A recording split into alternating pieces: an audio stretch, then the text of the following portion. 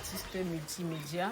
Je vous parlerai de mon travail à la prochaine émission Rencontre, 3e saison. Rendez-vous le 2 août dans le cadre de l'émission Rencontre. J'aurai l'occasion de vous balader.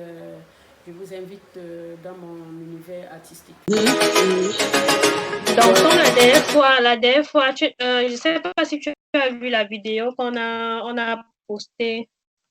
C'était la deuxième partie de notre interview, mais le son était vraiment mauvais. Le son n'est pas bon. Tu as vu ça, j'ai publié sur Instagram. Le son n'était pas bon du tout. C'était pas bon. Le son n'était pas bon. Donc, moi, je me suis dit qu'on peut refaire là. On peut refaire parce que le son n'était vraiment pas bon. Exactement. Donc, je me suis dit qu'on pouvait refaire la même chose et peut-être après publier ça. Oui. Il n'y a aucun souci. Oui. Ok. Bon, je crois que la première question que je t'avais posée, c'était par rapport à ton nom. Comment est-ce que... Bref, est-ce que c'est un nom d'artiste ou c'est ton nom à toi? Oui, c'était ça.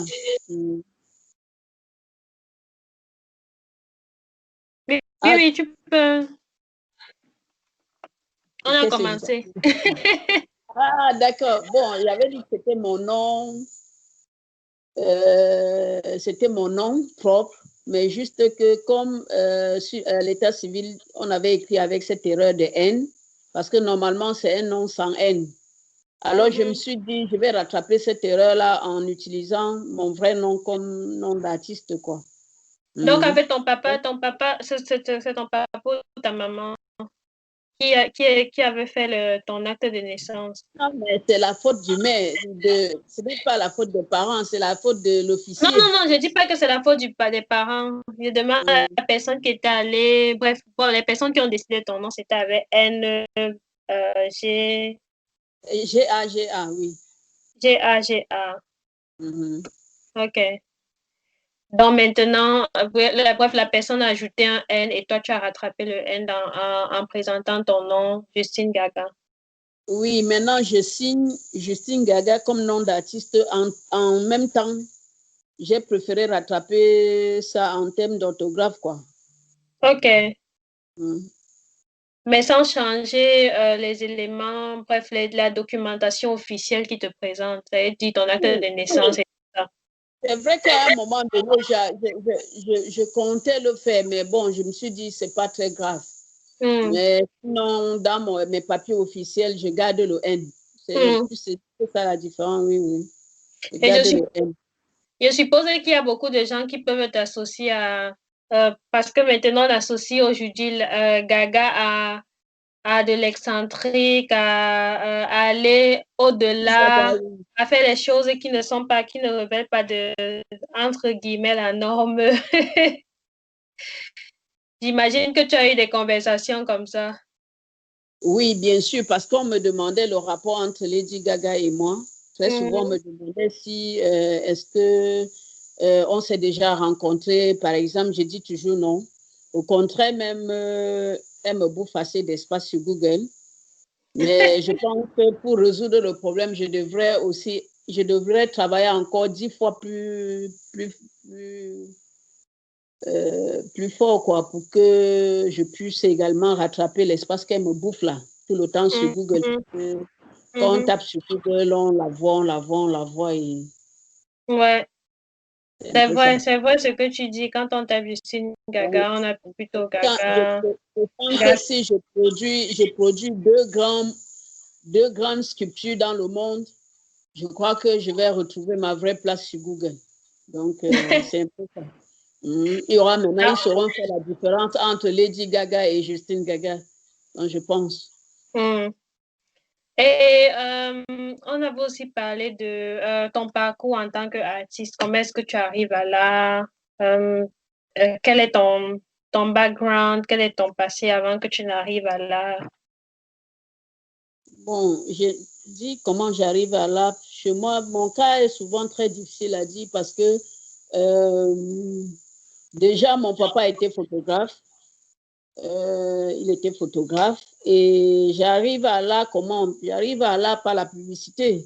C'est-à-dire qu'après mes études secondaires, je suis allée faire une formation dans la publicitaire.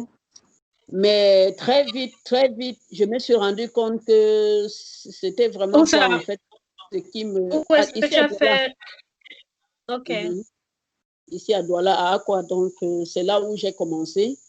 Mais tu sais, sur mon chemin, il y avait un autre artiste qui s'appelle Viking, l'un des doyens, qui était toujours sur mon passage lorsque j'allais faire ma formation en sérigraphie. Et un jour, par curiosité, je me suis arrêtée là. Et du coup, je me suis rendu compte qu'il y avait autre chose qui m'intéressait, autre que la publicité. Et que la chance que j'avais, c'est que chez lui, il faisait les deux.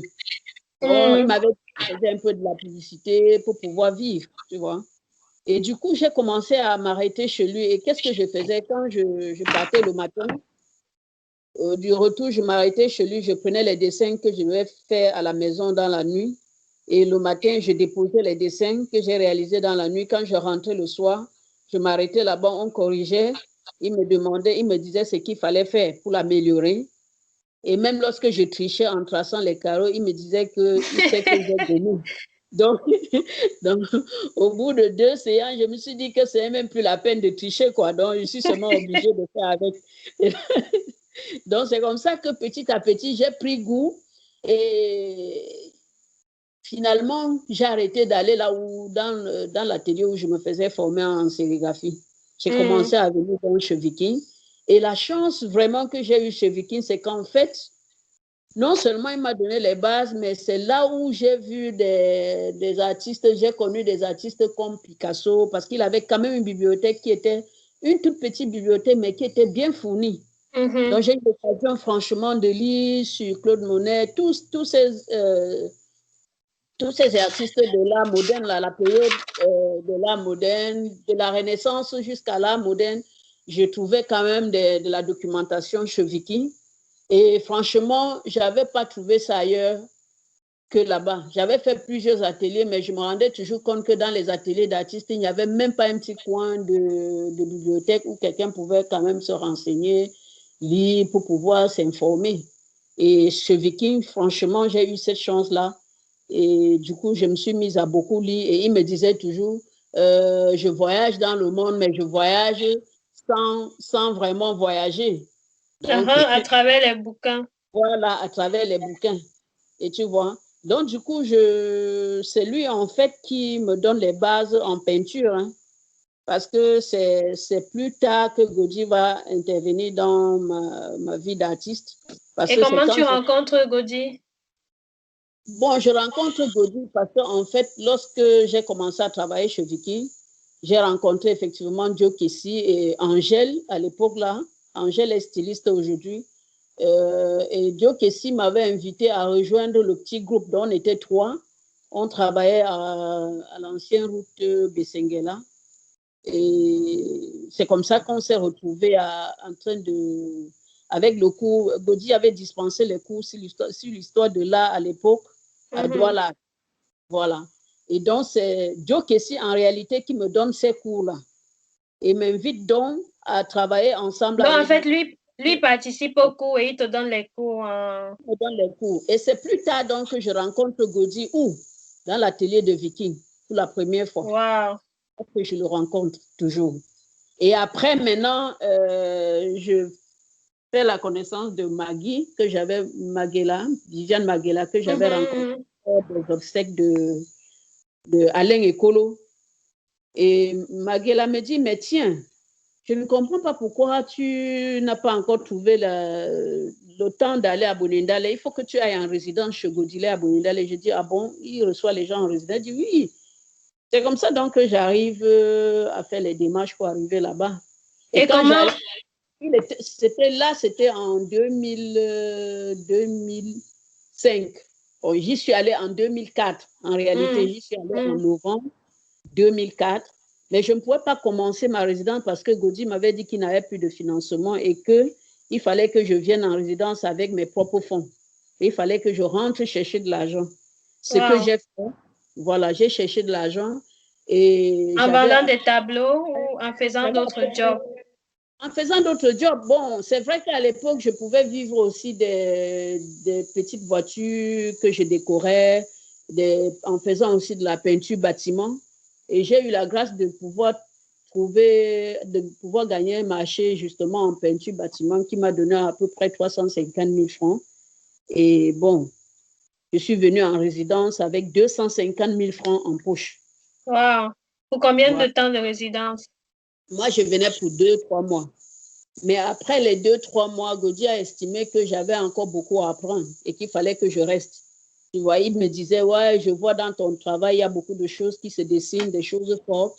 Moi, je te conseillerais de continuer ta résidence. Et après 1 an donc, il n'était même plus question que je reparte parce que très vite, les gens étaient partis et il a estimé qu'on pouvait continuer à travailler pour Adbeki en même temps, tu vois. Et donc, je suis l'unique personne qui n'était jamais partie depuis le jour où j'ai mis pied. Parce que je suis allée chercher les sous en 2004, en novembre. Là, je suis revenue le 5 janvier 2005. Voilà. Et à ce moment-là, je crois que Adbek avait 1 an, 2 mois déjà. 2-3 mois. Ah, oui. Et comment se passe ta résidence, ton moment à Albecri? Sur quoi est-ce que vous travaillez? Vu que tu avais déjà des bases en peinture que Viking t'avait donné, est-ce que c'était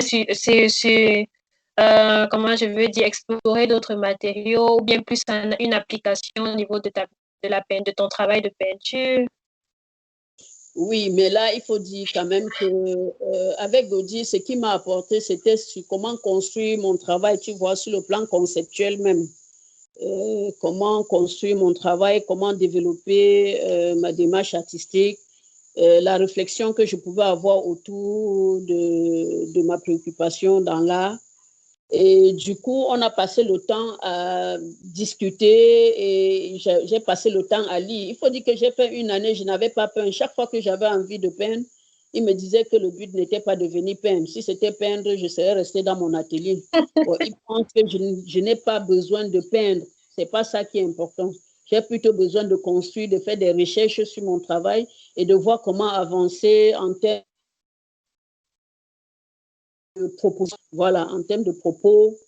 C'était un peu ça. Et je pense que j'ai eu beaucoup de chance de l'avoir rencontré parce que je ne suis pas sûre que je serais à ce niveau aujourd'hui si j'avais rencontré une autre personne, du moins un autre artiste.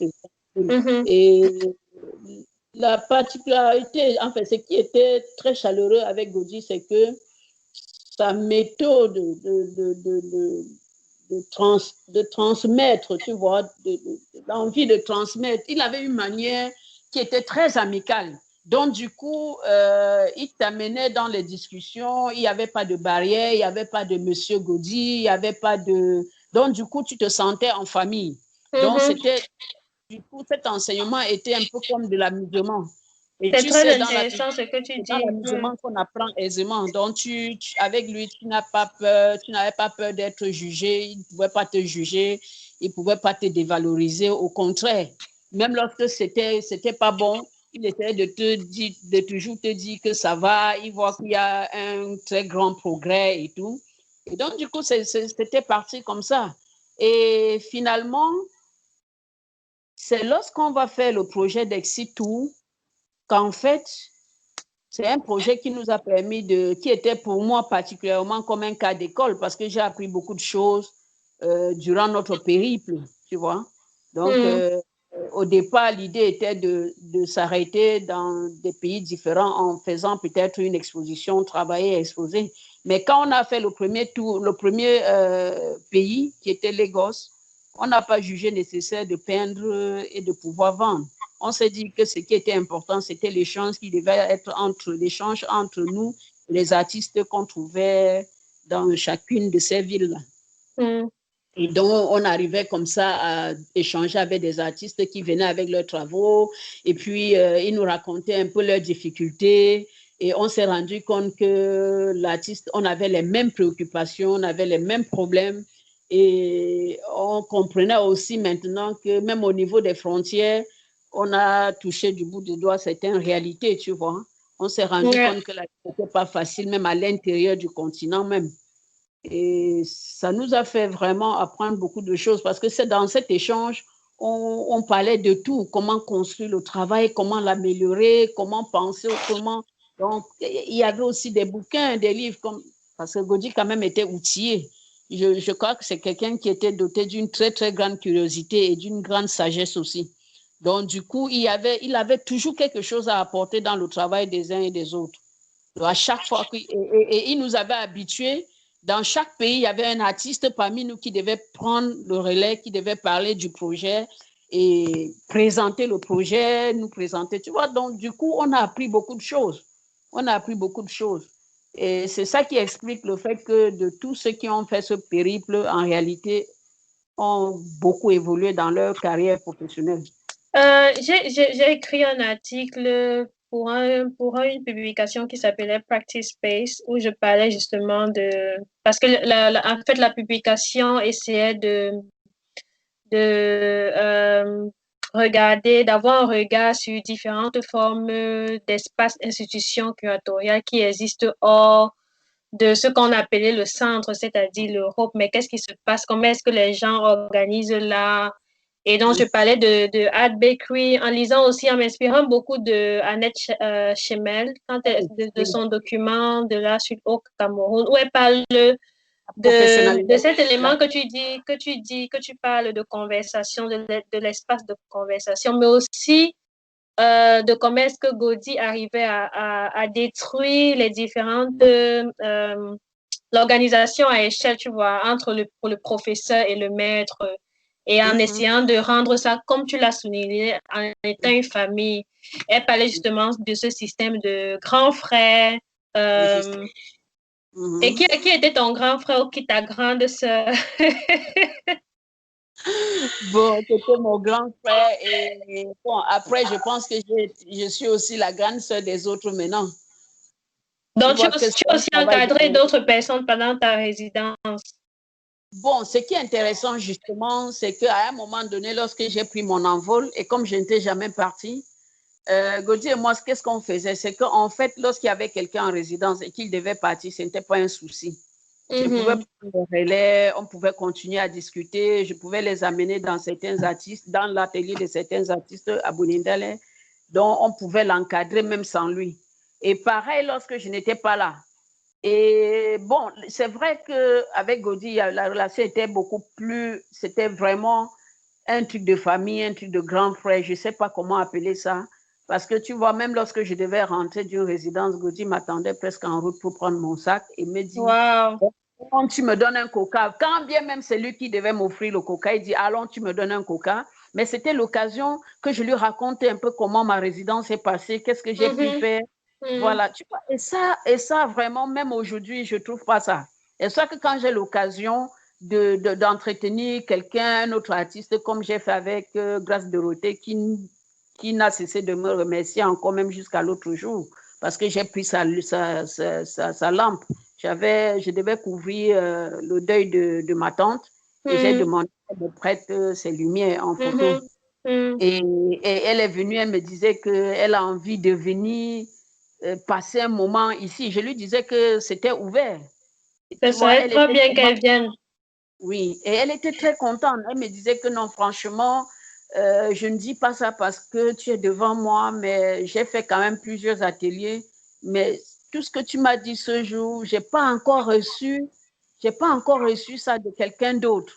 Mais Justine, moi, vraiment, on se demande parce que initier ce système de grands frères, c'était quand même quelque chose de très intéressant. Mais quand tu observes la scène camerounaise aujourd'hui, on a l'impression les gens ferment les ateliers, il y a maintenant beaucoup de frontières. Est-ce que c'est l'aspect économique qui est arrivé au centre de la scène artistique camerounaise qui met maintenant les barrières entre les relations que les artistes de l'ancienne génération ont avec la nouvelle génération? On ne comprend pas. Oui, mais le système de barrière, tu sais, lorsqu'on n'a pas grand-chose à proposer ou à donner aux autres, hein, et là, il suffit juste parce qu'on a une petite ouverture de vente Et du coup, on se dit que si quelqu'un vient, il va tricher la manière dont je peins, ça va être un obstacle pour moi. Mais attends, c'est dans la tête que ça se passe. Je n'aurais pas peur, moi, aujourd'hui, de donner tout ce que je peux donner à quelqu'un parce que à chaque fois, quand je suis en face d'une quête, je trouve toujours la solution. Je ne suis pas une artiste qui commande les œuvres. Moi, si aujourd'hui, je me sens plus à l'aise lorsqu'on m'invite en résidence, peu importe le pays où je pars, mais je sais que je n'ai pas besoin de transporter l'étoile avec moi.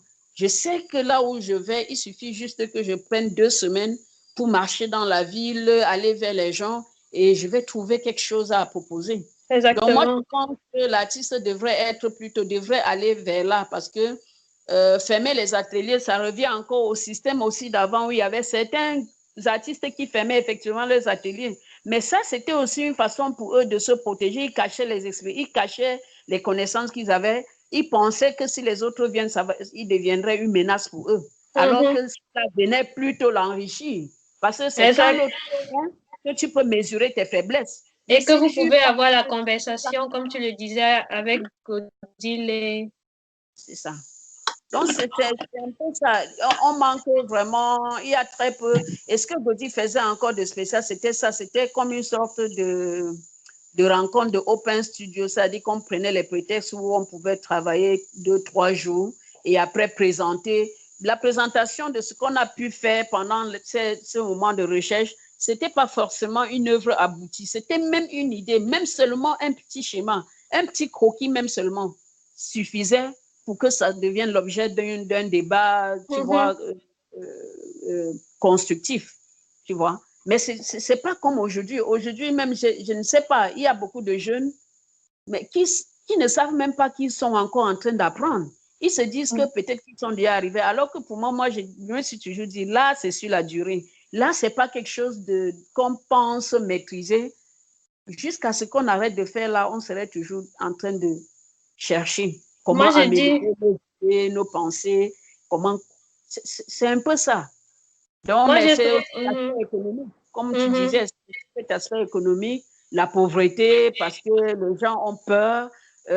Beaucoup viennent maintenant dans l'art parce qu'ils se disent que si tel arrive à vendre, pourquoi pas moi? Je vois tel dans une telle voiture, l'autre pas, et je pense que alors que je peux même faire mieux que lui.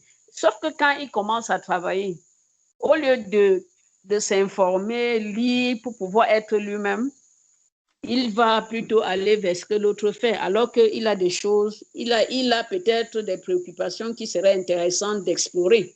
Mais il va laisser ce côté exploration très vite pour se lancer dans la même production que l'autre, dans l'espoir de pouvoir vendre. Mais on ne vient pas dans l'art pour s'enrichir, mais quand tu travailles durement, même la richesse finit par arriver. Et c'est exactement.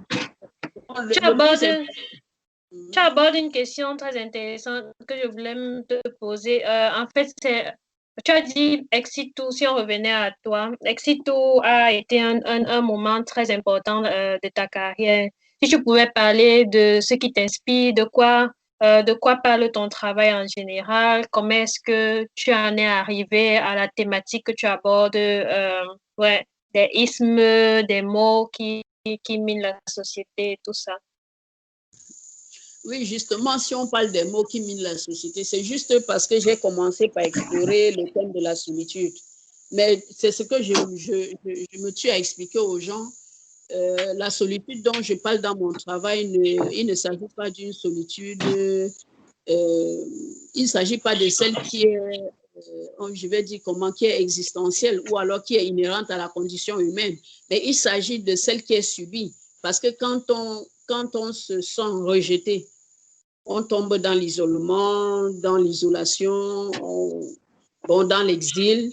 C'est un peu de ça que je parle dans mon travail, c'est-à-dire de cette injustice-là qui tend vers une solitude subie et non celle qui est inhérente à la condition humaine. Donc, c'est de ça que je parle dans mon travail. Et quand tu parles de oppression subie qui mène à la solitude, est-ce que tu parles de l'oppression de nos États, de nos nations, l'oppression politique ou l'oppression de la vie en général, par exemple, les pressions que les femmes peuvent subir dans un monde patriarcal? Effectivement, Je parle de tout ça parce que moi-même, pour arriver à explorer le thème de la solitude, je vais te dire quelque chose qui va t'étonner. J'ai commencé à explorer sans même savoir que je parlais de la solitude. En fait, je parlais de moi, de comment je me suis retirée à un moment donné. Je me suis sentie, peut-être pas rejetée, mais je me suis sentie, ça dit, je ne me sentais pas à ma place. Parce qu'à un moment donné, voilà, des choses qui étaient autour de moi ne coïncidaient pas avec ce que j'aurais aimé voir. Donc, et cette injustice-là m'a poussée à commencer à explorer la solitude qui était moi. Mais seulement à un moment donné, avec Gaudi, j'ai compris qu'une fois que j'ai parlé de cette solitude subie, je ne devrais plus faire, puisque en même temps, c'était déjà une thérapie. Je me suis soignée et maintenant, il fallait maintenant que je jette le regard vers d'autres. Comment est-ce qu'ils subissent, comment est-ce qu'ils réagissent face à cette solitude subie. Donc, ce n'était plus moi. Là, maintenant, c'était des propositions que j'apportais. Parce que pour moi, c'était déjà une thérapie. Ça m'a guéri.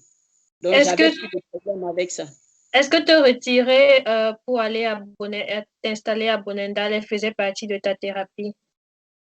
Ça m'a beaucoup aidé. Parce que loin de la famille, pour une fois, il faut dire que Bonendal n'était même pas à la porte d'à côté. Parce qu'en ce moment, c'est même encore mieux. Les routes, on a amélioré. Arriver jusqu'à Bonendal, il fallait vraiment le vouloir.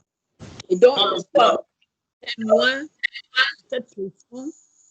j'étais loin de cette pression et j'avais la possibilité une fois de vraiment explorer ce qui me dérangeait moi, sans avoir une certaine crainte, sans avoir de la visite familiale, même comme jusqu'à Boyendale, j'étais toujours interpellée par la famille. Tu vois, les gens me demandaient pourquoi est-ce qu'elle allait rester dans un village, qu'est-ce qu'elle peut bien foutre là-bas, au point où mes soeurs sont venues me demander pourquoi est-ce que j'étais partie pour 2-3 mois. Maintenant, je suis déjà à 6 mois. Qu'est-ce qui se passe? Est-ce une secte? Ils ne comprenaient pas.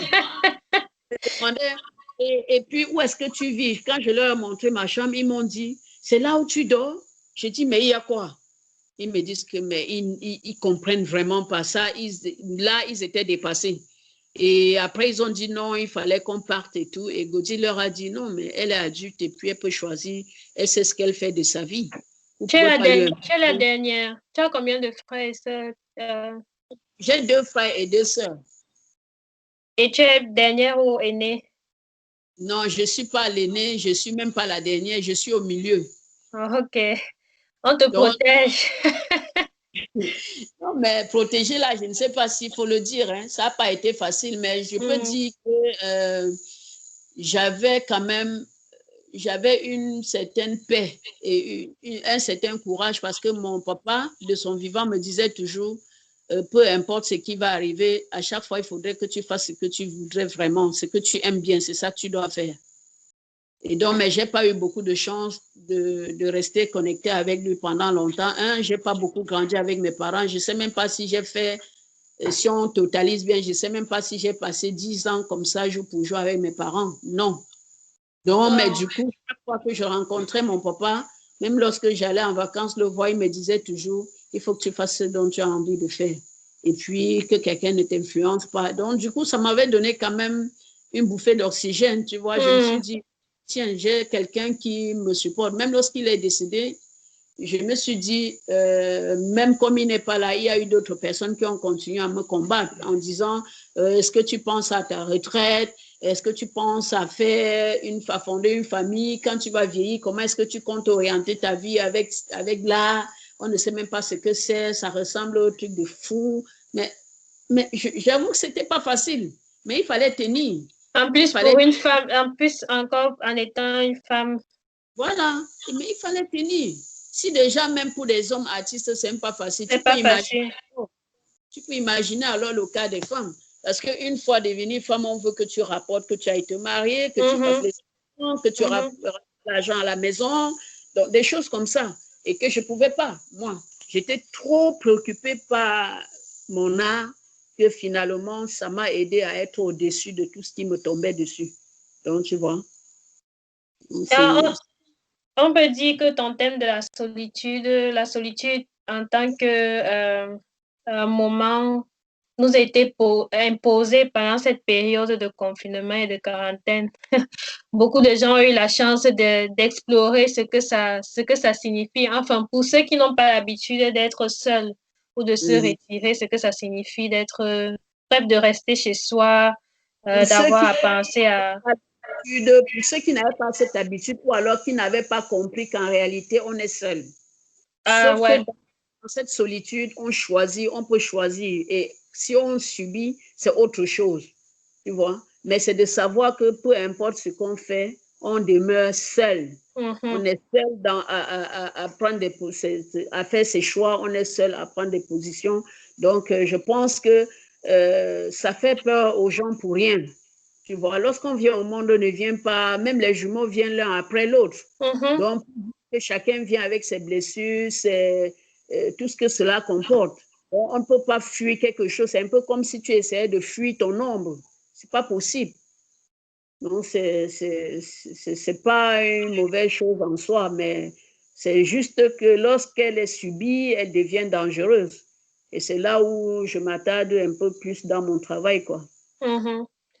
Si on parlait de ton œuvre Indignation, qui est deuxième prix à Dakar, comment est-ce que comment est-ce que tu en viens à ça?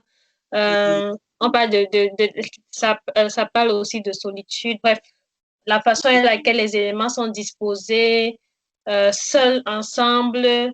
Je voulais aussi que tu parles de ça, qu'on peut être seul, mais il y a quelque part une relation qu'on entretient dans nos différentes solitudes. Oui. Qui me semble un point intéressant dans cette œuvre Indignation. Comment est-ce que tu as bien à ça? Comment est-ce que tu arrives à choisir comme élément les bouteilles de gaz? Voilà. Oui, mais penser à Indignation au départ, pour moi, j'avais pensé à cette œuvre-là en pensant aux sculptures en bois. Mais au fur et à mesure que je construisais l'œuvre, je vais dire conceptuellement, je me suis rendu compte que ça n'avait pas le même impact. Il me fallait des bonbons de gaz, étant donné que je parlais d'une société qui d'un moment à l'autre devait exploser. Parce que les gens sont à l'emploi, les gens subissent des choses et tout le monde vit de façon introvertie, personne n'ose. On était déjà en soi une bombe à retardement. Et je me suis dit, lorsque je regarde une bonbonne de gaz, elle me renvoie à cette explosion. Tu vois, ça, c'était l'un des éléments qui m'avait poussé à choisir la bonbonne de gaz. Parce que, en fait, ça me permettait de m'exprimer et de traduire au mieux ce que j'avais envie de dire. Donc, du coup, tous ces mots, ce sont des mots justement qui minent la société, qui me sont venus à l'esprit. Et j'ai décidé donc de les faire porter comme des personnes qui souffrent justement de cette maladie et que je ne sais pas moi. Je me suis toujours dit, soit on aura la dernière solution serait qu'on arrive à une explosion et qu'on reconstruise un monde nouveau après tout ça. Et voilà, je me rends compte que chaque jour, on est toujours dans le même truc, on est toujours en train d'exploser, soit on explose, soit on est sur le point d'exploser. Donc, c'est voilà les éléments qui m'ont poussé à utiliser la bonbonne de gaz, qui était déjà en soi un élément très fort, même sans les mots, c'était déjà très fort. Et puis, les assemblées aussi étaient un élément important parce que ça me permettait de souder. C'était comme si j'étais en train d'essayer de soigner, donc de coller des choses qui sont, en fait, de soigner des blessures. J'étais en train d'apporter un traitement. Et c'est pour ça que les points, quand je soudais, ces points étaient importants pour moi. Sinon, j'aurais peut-être aimé commander. J'avais pensé même commander les bonbons déjà avec cette taille-là, mais ça n'avait pas le même impact également. Donc, aussi, en parlant de l'environnement qu'il faut nettoyer. Donc, je récupère un truc et je lui donne une nouvelle vie. Donc, il y avait tout ça. Tout ça était dans le concept de ce travail-là. Et puis, je vois aussi quelque chose qui me semble très pertinent, c'est que l'utilisation des bouteilles de gaz dans un environnement, si on parle de contexte africain, et tu parles de nettoyage, moi je pense au nettoyage des matières premières qui se font par des puissances occidentales et qui Oui. participent aussi à l'emprisonnement, à l'oppression des populations africaines. C'est-à-dire que nos richesses sont vidées et le fait que ces richesses soient vidées, elles nous mettent dans une situation où, dans notre propre contexte géographique, on n'arrive pas à s'épanouir, on n'arrive pas à profiter bref, suffisamment de toutes ces richesses. On n'arrive même pas déjà à réaliser le fond et l'importance de cette richesse, mais aussi de tout le circuit capitaliste autour de ces différents mouvements entre l'Occident et l'Afrique et tout ça. Bref, je pense que le gaz en lui-même représente aussi cet élément des ressources matérielles, ouais, matérielles, on dit quoi, raw material. Mais je pense que c'est ça. Mais moi, ce qui m'intéressait dans cette œuvre, c'est que ça ouvrait, ça donnait plusieurs lectures. Et ce n'était pas une œuvre qui était seulement pensée pour être une œuvre africaine. Parce que quand je parle de ça dit que c'est le monde en général qui est en train d'exploser. D'exploser. Tous les problèmes politiques qu'on a ici, sociaux, économiques, tout ça, on a culturel, on l'a également en Europe, on l'a en Asie, on l'a aux États-Unis. Donc, bref, c'est vraiment un problème mondial, tu vois. C'est un problème mondial. Et pour moi, c'était vraiment intéressant que ce soit une œuvre universelle, pas uniquement. Je voulais pas que ce soit une œuvre très capitalisée comme une œuvre africaine, non. Cette réflexion n'était pas seulement un problème lié à l'Afrique, mais c'était un problème général, un problème global. C'était un peu ça. Et c'est où la première présentation de Indignation? C'est à Dakar ou à Douala? C'était à Douala. Tu sais, quand je l'ai fait ici, Didier était en visite à Boindale parce qu'il avait envie de montrer certaines œuvres de Gaudí après son décès, là, de lui rendre hommage. Et quand il arrive dans mon atelier, il se rend compte que j'avais déjà réalisé, je crois, c'était à l'époque 8 bonbonnes. Et c'était dans mon salon. Et il me dit, mais attends, parle-moi un peu de ce travail. Et après, il a dit tout de suite, tu comptes la finir quand? Je dis, ça dépendra. Si mes moyens le permettent, je vais finir le plus tôt possible. Alors, il a décidé de montrer cette œuvre à Douala. Mais je vais te dire, cette œuvre-là, j'ai mis beaucoup de temps pour la réaliser parce qu'à chaque fois quand j'avais l'argent pour l'achat de 100 bonbons, j'allais le faire. Et je commençais à travailler. Et au début, ce n'était même pas dans le but d'exposer à Douala, parce que quand quand je faisais cette œuvre, je m'étais arrangée à aller montrer ça à, je ne sais pas si tu vois là.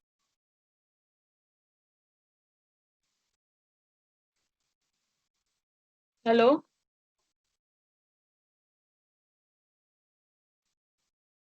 Allô?